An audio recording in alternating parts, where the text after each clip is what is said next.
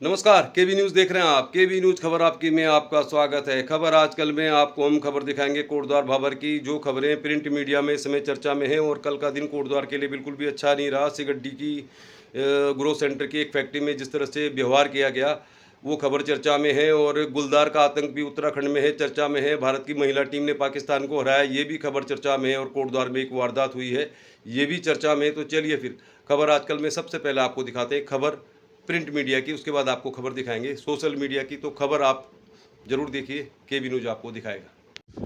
चलिए फिर सबसे पहले समाचार पत्रों की खबर पर नज़र डालते हैं। और ये खबर जो सबसे ज़्यादा हैरान करने वाली है, संपत्ति विवाद में सौतेले बेटे ने चाकू से गोदकर मां की हत्या की, ये खबर इसमें चर्चा में है।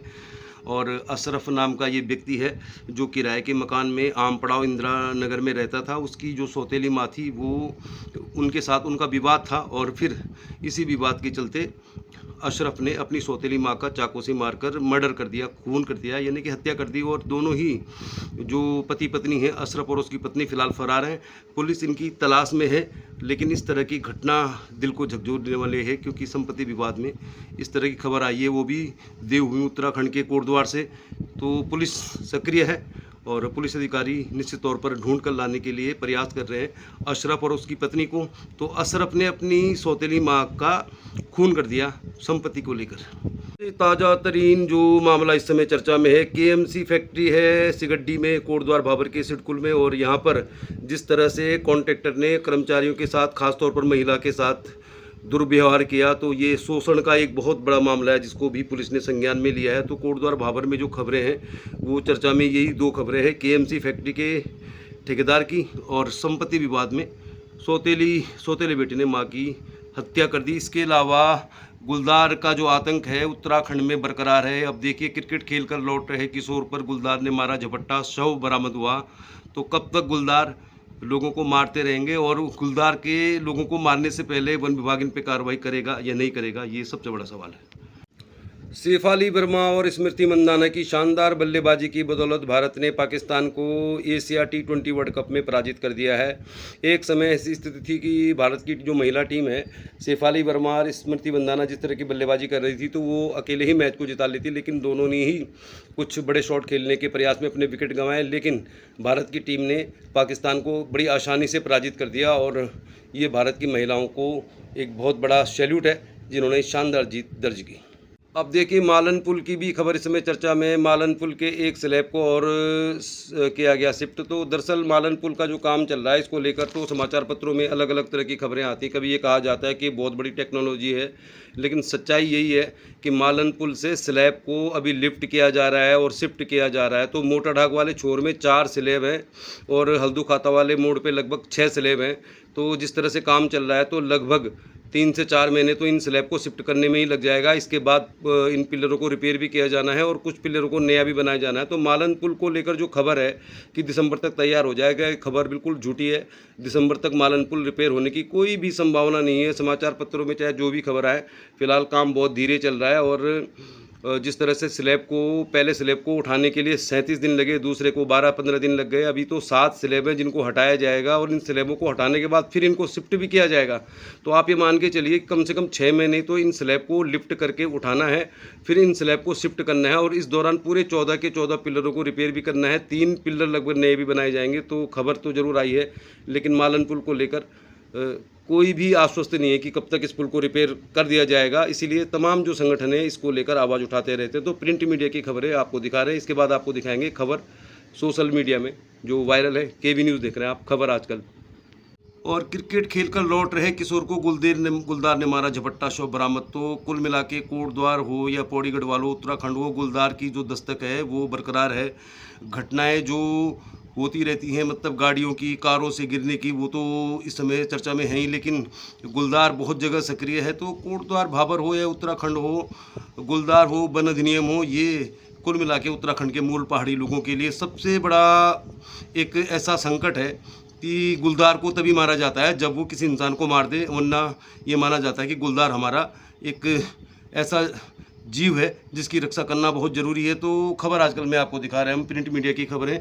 और अब आपको दिखाएंगे बाकी आजकल क्या हो रहा है कोटद्वार भाबर में, उत्तराखंड में, पौड़ी गढ़वाल में। तो मौसम बिल्कुल साफ है। कोटद्वार में भारी गर्मी और उमस का माहौल है। बहुत दिनों से बारिश नहीं हुई है, तो बारिश बंद हो जाने से मालन नदी में पानी बहुत कम है, जलस्तर कम हो गया है और पुल में काम चल रहा है, यानी कि जो स्लैब है उनको लिफ्ट करने का काम जारी है। कंडी संपर्क मार्ग फिलहाल आवागमन के लिए खुला है, क्योंकि पानी नहीं है, तो समझिए मार्ग साफ है। आगे दिखाते हैं आपको कुछ और खबरें। तो चलिए फिर अब नज़र डालते हैं उन खबरों पर जो इस समय सोशल मीडिया में चर्चा का विषय है और मेन स्ट्रीम मीडिया में भी चर्चा का विषय है। तो उत्तर प्रदेश में चुनाव परिणाम आने के बाद से ही खटपट की खबरें चर्चा में हैं। योगी आदित्यनाथ हो या केशव प्रसाद मौर्य हो, तो संगठन, सरकार, केंद्र का नेतृत्व को लेकर बहुत तरह की खबरें सोशल मीडिया में चर्चा में हैं और सोशल मीडिया में इन खबरों पर लगातार कुछ न कुछ खबर आती रहती है। इसके अलावा उत्तराखंड में भी केदारनाथ मंदिर की तर्ज पर दिल्ली में बनने वाले मंदिर की खबरें भी चर्चा में है। शंकराचार्य द्वारा दिए गए बयानों को लेकर भी सोशल मीडिया में बहुत सारी खबरें हैं जो चर्चा में हैं और जिन पर लोग खूब चटकारे भी ले रहे हैं। और जिस तरह से तीरथ सिंह रावत ने भारतीय जनता पार्टी की बैठक में अपना संबोधन किया, अपना भाषण दिया, तो वो भी लगातार लोग देख रहे हैं और खूब इसको शेयर भी कर रहे हैं। और हाल ही में हुए लोकसभा चुनाव को लेकर पूर्व कैबिनेट मंत्री जो अपने बयानों को लेकर अक्सर सुर्खियों में रहते हैं, डॉक्टर हरक सिंह रावत ने भी खुलासा किया है। उन्होंने भी अपनी राय व्यक्त की है मीडिया के सामने और उन्होंने लोकसभा चुनाव में कांग्रेस की करारी हार पर दो कारण बताए हैं। पहला कारण बताया है उन्होंने कि उत्तराखंड में लोकसभा चुनाव पहले ही चरण में हो गए और पहले चरण तक इंडिया गठबंधन को लेकर लोग गंभीर नहीं थे, यानी कि 3-4 चरण के बाद जिस तरह इंडिया गठबंधन के पक्ष में माहौल बना, तो उसमें काफ़ी समय लगा। और उत्तराखंड में चूंकि पहले ही चरण में चुनाव हो गया था और यहाँ पर जो बड़े बड़े सीनियर लीडर थे कांग्रेस पार्टी के, उन्होंने चुनाव लड़ने से इनकार कर दिया। यानी आम जनता में ये मैसेज चला गया कि कांग्रेस पार्टी के जो भी सीनियर नेता हैं वो डर रहे हैं, हार के डर से चुनाव नहीं लड़ना चाहते। तो इसलिए जनता में ये मैसेज चला गया कि जो सरकार बनेगी वो बीजेपी की ही बनेगी, मोदी के नेतृत्व में ही बनेगी। तो पहले चरण में चुनाव हो जाने से नुकसान हुआ। अगर ये चुनाव चौथे 5वें चरण में होते तो इससे शायद कुछ तस्वीर बदल जाती। ये कहना है डॉक्टर हरक सिंह रावत का, जो अक्सर विवादों में भी रहते हैं और अपने बयानों के लिए चर्चा में भी रहते हैं। तो चलिए फिर आज आगे आपको दिखाते हैं कोटद्वार में आम पड़ाव में जो कल एक हत्या हुई, उसके आरोपी को पुलिस ने पकड़ लिया और कोर्ट में पेश किया।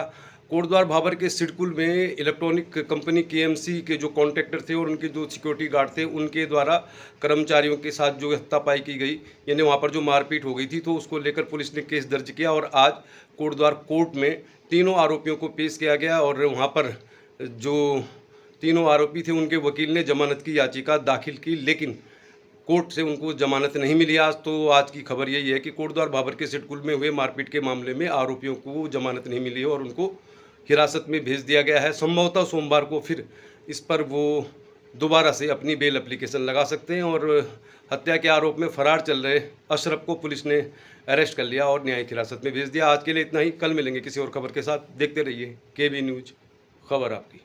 तो कोटद्वार भाबर की खबर हो, पौड़ी गढ़वाल की, उत्तराखंड की, उत्तराखंडियत से जुड़ी हुई खबरों को देखने के लिए खबर बिंदास केबी न्यूज, खबर आपकी।